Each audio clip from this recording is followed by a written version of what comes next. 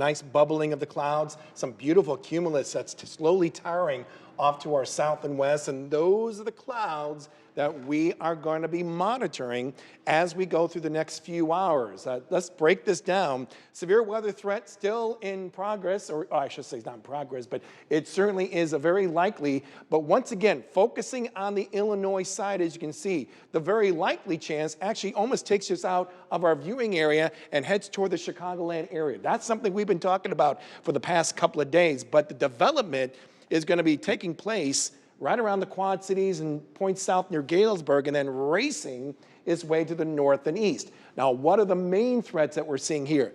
Primary one is hail, and we're talking some large, maybe tennis ball size hail that could be taking place, especially in that area where we're likely going to be seeing some severe weather. There is a possibility that these storms that may be popping up on the Illinois side may have some hail with it as well. Maybe a possibility of enough to do some damage as well. So that's when it comes to hail as we make our way in the next few hours. What about the potential for tornadoes? There is a possibility for that, at least in some of our counties, from Whiteside to Henry down in Knox County and points eastward, as these storms that are developing are going to be rotating. So there is that possibility of seeing a brief spin up in our area.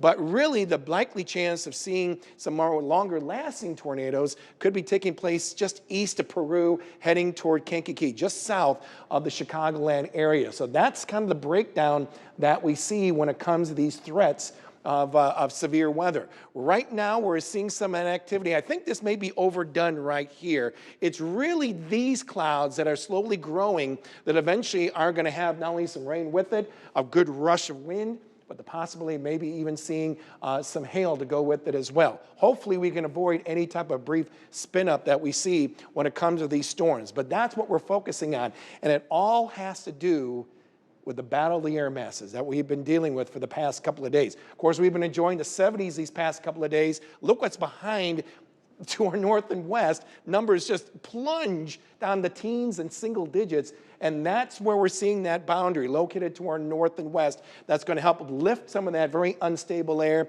and produce this little small cluster of some showers and thunderstorms. This is around 5 p.m. I'm going to move it to 6, and you can see how that begins to evolve. Now, keep in mind, this is our house model, as it's showing it's going to be moving more off to the north and east. In fact, by about 7 p.m., our viewing area at least will be out of the danger, allowing skies briefly to be on the quiet side. But then after that, we turn those winds out of the northwest, and wow, those winds will be really gusting. Temperatures will be chilling, and with it, any moisture that's left behind, we may be talking about some passing snow showers briefly by around midnight, and then skies will improve by 6 a.m. So here are some more advisories that are going on. Wind advisory throughout the entire area. This is where sometimes starting at around 6 p.m. and thereafter, all the way to 6 a.m., we may be talking about wind gusts approaching 45 miles an hour. That's going to be a cold wind, because as we go through the night, look at this, by dawn tomorrow, we may be talking about temperatures in many of our hometowns in the teens,